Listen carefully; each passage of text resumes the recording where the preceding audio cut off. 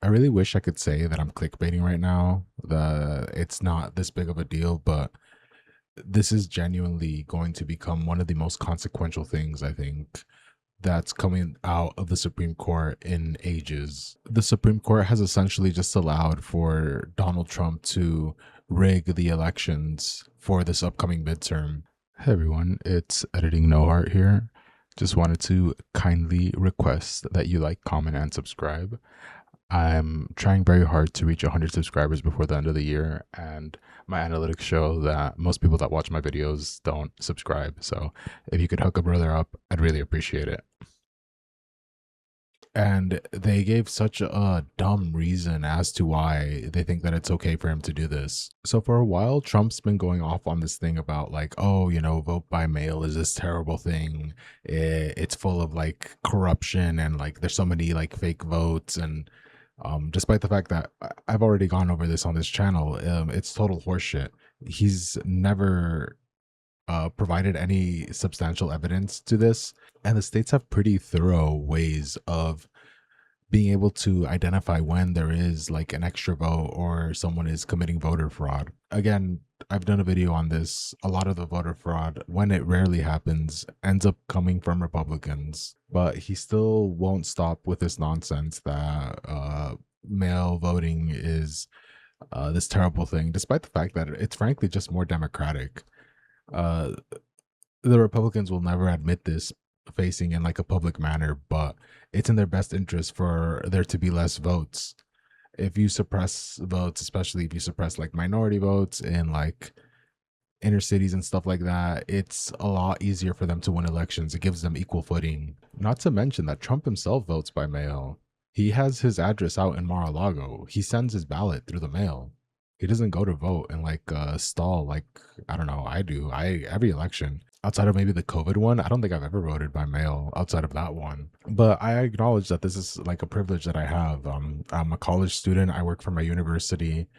I'm going to have time during the day, whether it be a break between my classes that I TA for or just or before classes even, because I usually TA like around midday. So it's pretty feasible for me to go in the morning. But this isn't the reality for most people. Most people have like real jobs that, you have to get up really early and sometimes you're there all day and, you have like 20 minutes to have like lunch or whatever. So it's not feasible. And that's the people that they're trying to disenfranchise.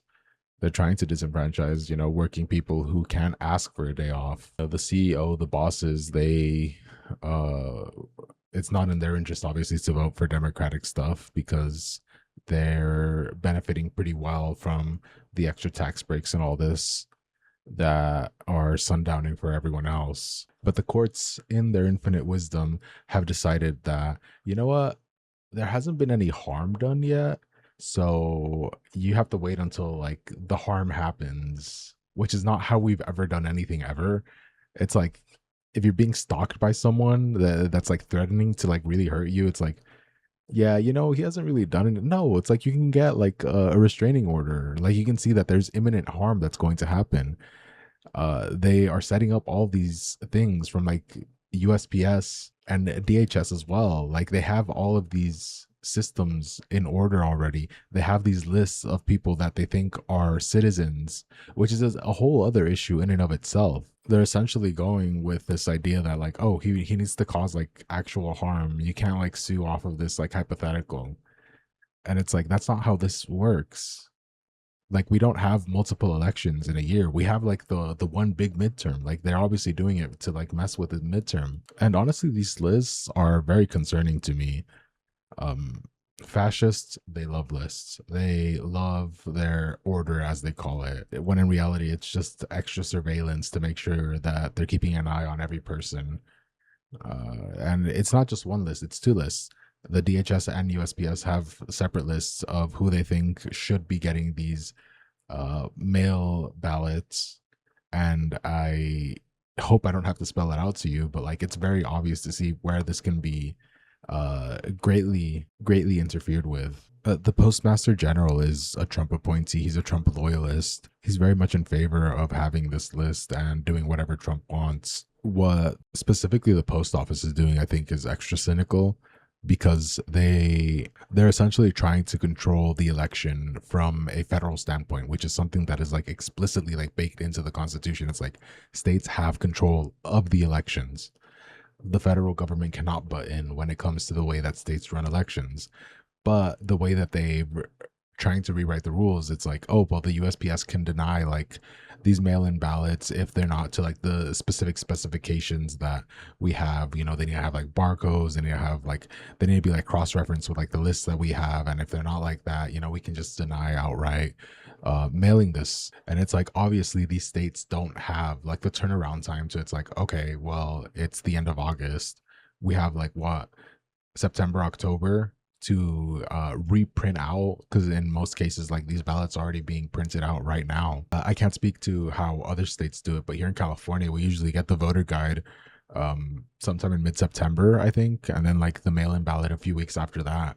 I'm pretty sure all that stuff's being printed out as we speak right now. But now what the USPS is saying is like, we're not going to deliver this if it's not up to our specification. And the main point of this is to like spread doubt and confusion and to try to muddy the waters. You know, if they're able to throw out a couple 100,000 ballots here and there throughout all these states, like that could cause like real harm. Of course, like people who generally vote by mail, they tend to lean Democrat. Not always, but they do tend to have this leaning. And Trump is scared shitless that he's going to get blown out in this midterm because he's destroyed everything. I mean, I if you had brought someone from like 2016, you know, one of those like the pink hat like wearing like protests like that were crying about Trump and like told them how bad it would get, I think you genuinely like send them into like cardiac arrest. I don't think they could have predicted how bad it would get, because it's bad. It's, I mean, gas is like quintillion dollars a gallon. You can't eat anything ever now because all the produce that we have now is like contaminated with like diseases. As I mentioned in another video, it was the lettuce and now it's blueberries.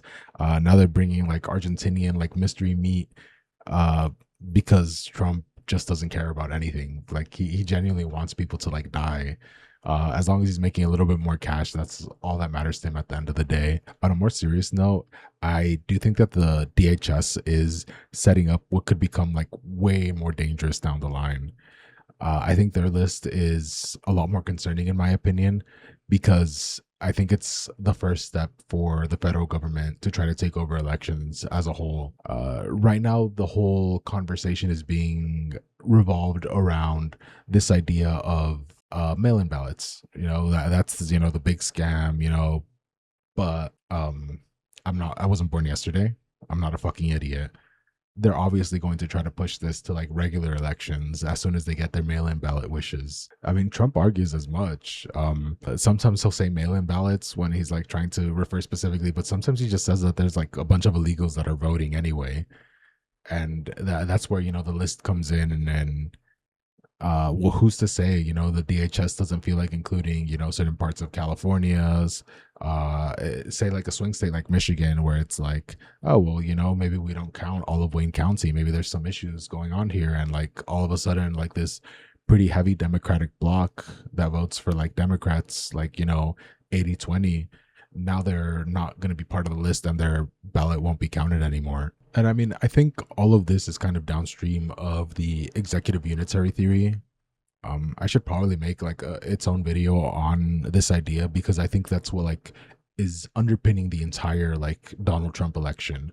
Like ever since he was elected for the second term, you know, Project 2025, Project Esther, all these like different ideas to as to how government should be run has like been downstream of the idea that ultimately like the president should be like this dictator like that has like ultimate power over anything. Like it shouldn't matter like what the courts say, it shouldn't matter what Congress says.